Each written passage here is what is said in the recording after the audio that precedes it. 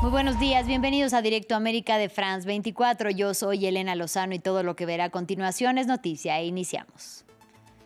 Abu Dhabi es escenario de reuniones entre el secretario del Ejército de Estados Unidos, Dan Driscoll, y una delegación rusa para revisar las modificaciones ucranianas y europeas al plan de paz de la administración Trump. Se espera que Driscoll también se reúna con una delegación ucraniana, mientras los ataques continúan en terreno. Aumenta la tensión en Venezuela luego de que el lunes Estados Unidos ordenara el sobrevuelo de aviones de combate cerca de Caracas, el mismo día en el que Washington hizo efectiva la designación del Cártel de los Soles, al que señala por supuestamente estar dirigido por Nicolás Maduro como organización terrorista internacional. Este martes 25 de noviembre se conmemora el Día Internacional de la Eliminación de la Violencia contra la Mujer. Según la CEPAL, durante 2024, al menos 3.828 mujeres fueron víctimas de feminicidio en 26 países o territorios de Latinoamérica, lo que equivale a 11 muertes violentas por razones de género cada día.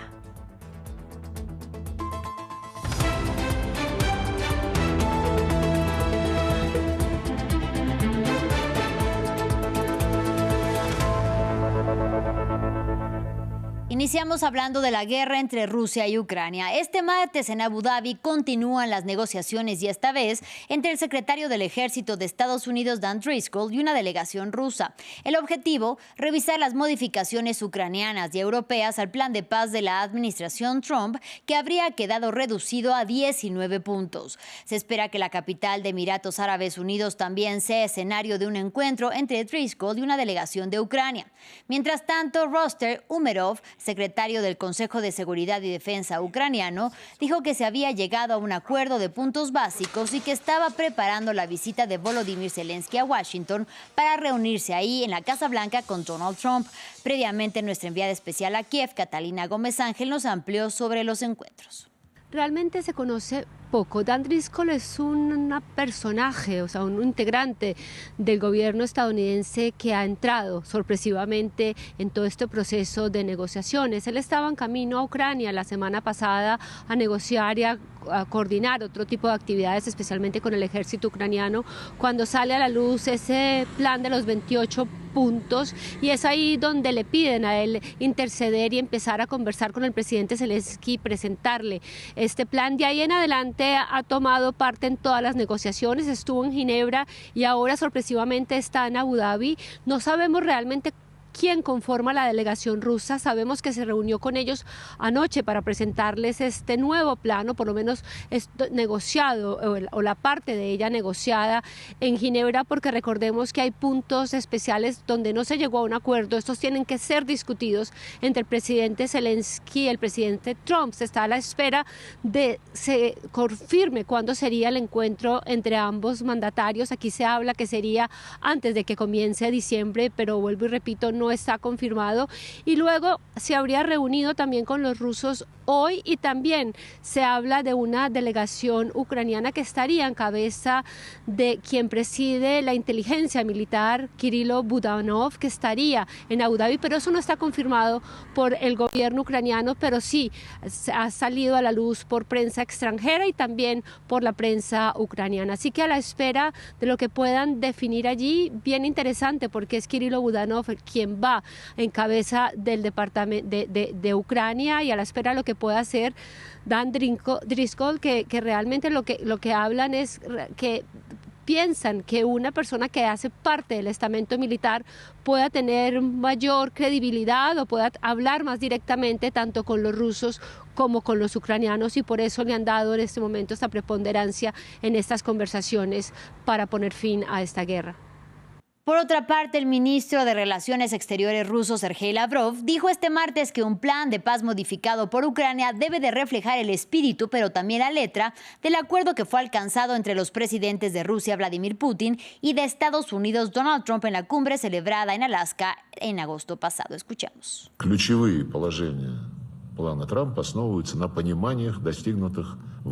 Los aspectos clave del plan de Trump se basan en los acuerdos alcanzados en Anchorage durante la cumbre ruso-estadounidense de agosto de este año. Estos principios se reflejan en gran medida en el plan que aplaudimos.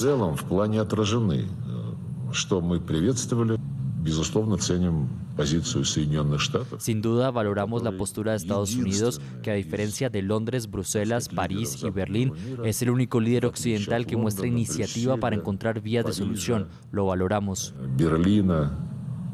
Y mientras ocurren las negociaciones, el fuego directo se mantiene activo. Rusia lanzó una serie de ataques de misiles y drones sobre Kiev durante la mañana del martes, provocando así la muerte de al menos 7 personas y varios heridos, además del daño en las residencias de las zonas. Los sobrevivientes dijeron que las explosiones ocurrieron en cuestión de segundos, lo que les obligó a buscar ayuda de los rescatistas, mientras el humo y el fuego se propagaban rápidamente. El Ministerio de Energía de Ucrania dijo que la infraestructura energética había sido afectada, sin especificar qué tipo de extensión de daño se alcanzó.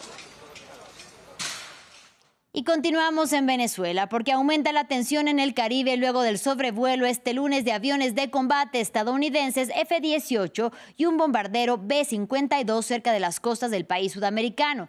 Las acciones militares ocurrieron el mismo día que Washington designó al denominado Cártel de los Soles como grupo terrorista internacional. Y sin embargo, según el medio Axios, el presidente Donald Trump estaría dispuesto a hablar directamente con su homólogo venezolano Nicolás Maduro. Desde Caracas nos amplía nuestra corresponsal Daniela Zambrano. Para este martes están previstas movilizaciones en todo el país convocadas por el gobierno de Nicolás Maduro, y en Caracas será específicamente a la 1 de la tarde, hora local, desde Plaza Venezuela hasta el Paseo Los Próceres, ubicado cerca de Fuerte Tiuna y la Academia Militar. Según Diosdado Cabello, vicepresidente del Partido Socialista Unido de Venezuela, con esto se buscaría enaltecer los símbolos patrios, respaldar a Nicolás Maduro y rechazar lo que consideran es una agresión por parte de Estados Unidos, en momento en que crece la tensión entre ambos países, luego de que este lunes en horas de la noche sobrevolaran aeronaves militares estadounidenses sobre el espacio aéreo venezolano. Específicamente se trató de un B-52, un avión de combate, 2 F-18 y un E-2, que es una aeronave de alerta temprana y control de operaciones. En el momento en que esto sucedía, Nicolás Maduro se encontraba en un programa de televisión en vivo, sin embargo no hizo pronunciamiento al respecto, y hasta la fecha, hasta el momento, ninguna autoridad venezolana se ha pronunciado.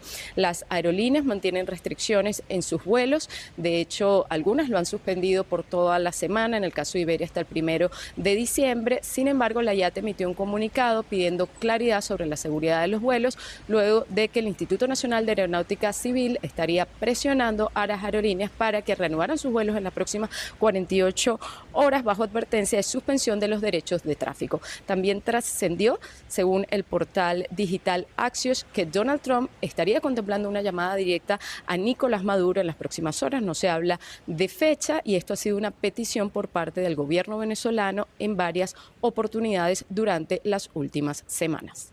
En otro orden de ideas, hoy es el Día Internacional de la Eliminación de la Violencia contra la Mujer, y France 24 le hará un repaso porque queda mucho por resolver. Según la ONU, 1 de cada 3 mujeres ha sufrido violencia sexual a lo largo de su vida, y la CEPAL informa que durante 2024 al menos 3.828 mujeres fueron víctimas de feminicidio en 26 países o territorios de Latinoamérica. Aquí los detalles.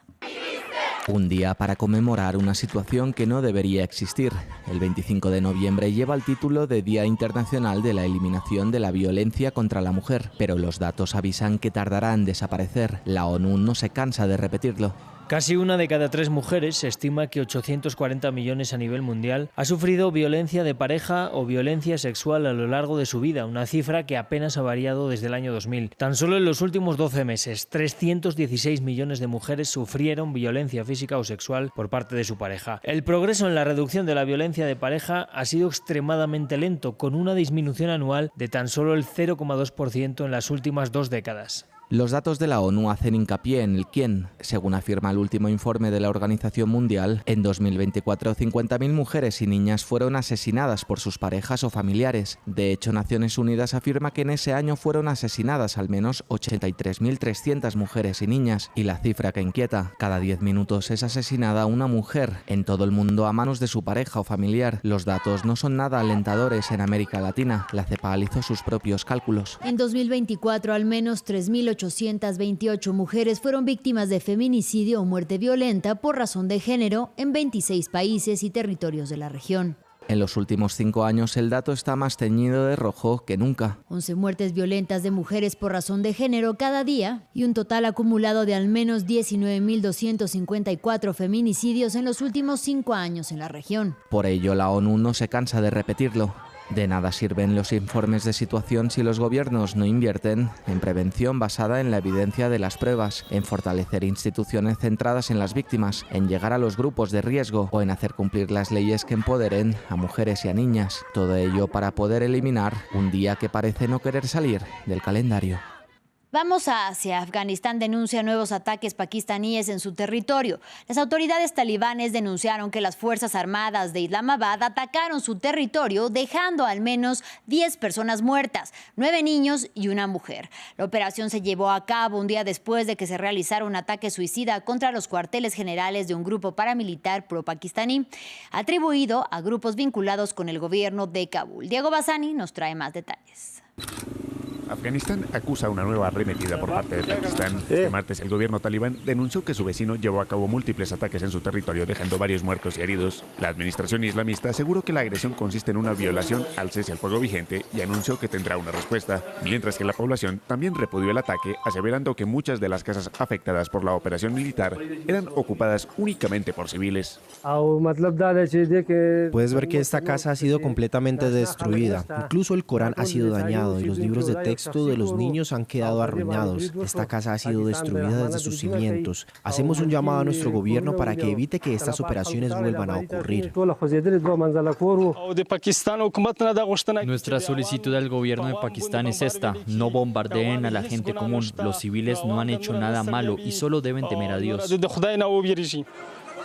Los embates en suelo afgano se produjeron un día después de una operación suicida en la ciudad de Peshawar contra los cuarteles generales de un grupo paramilitar pro-pakistaní. Ataques que fueron atribuidos por el gobierno de Islamabad a grupos vinculados con los talibanes pakistaníes. Durante los últimos meses, el gobierno de Shehbaz Sharif acusa a los grupos talibanes en su país de estar detrás de agresiones armadas con el beneplácito de las autoridades de Kabul. En octubre, tras varios mortíferos ataques a ambos lados de la frontera, los gobiernos de los dos países sudasiáticos habían logrado una tregua, aunque las delegaciones no lograron firmar un acuerdo de paz a largo plazo. Finalizamos en Nigeria. El rapto de más de 350 estudiantes escolares la semana pasada ha reavivado el debate sobre la crisis de secuestros que azota al país africano. A continuación, un análisis sobre cómo ha evolucionado la situación desde que las niñas de Chibok fueron secuestradas en 2014 por Boko Haram. Estos son algunos de los objetos que dejaron atrás las últimas víctimas de la crisis de secuestrados en Nigeria. Más de 300 estudiantes y profesores fueron secuestrados el viernes pasado en el internado católico St. Mary's en el noroeste del país. Aunque unas 50 personas han podido escapar, las familias de los niños que siguen desaparecidos piden ayuda. No puedo dormir. Todos los días rezamos para que alguien nos ayude, para que el gobierno nos ayude, para que los niños regresen y podamos volver a verlos. Esa es nuestra oración. Todos están enojados, todos no han dejado de llorar. Los secuestros masivos de niños son ahora una epidemia en Nigeria. Los perpetradores, los yihadistas y las bandas criminales. El dinero suele ser el principal factor de motivación. Los rescates por persona pueden alcanzar decenas de miles de dólares. El problema saltó a la palestra internacional en 2014, cuando 300 niñas en edad escolar fueron secuestradas por yihadistas de Boko Haram. Más de 10 años después, alrededor de 80 de ellas siguen desaparecidas.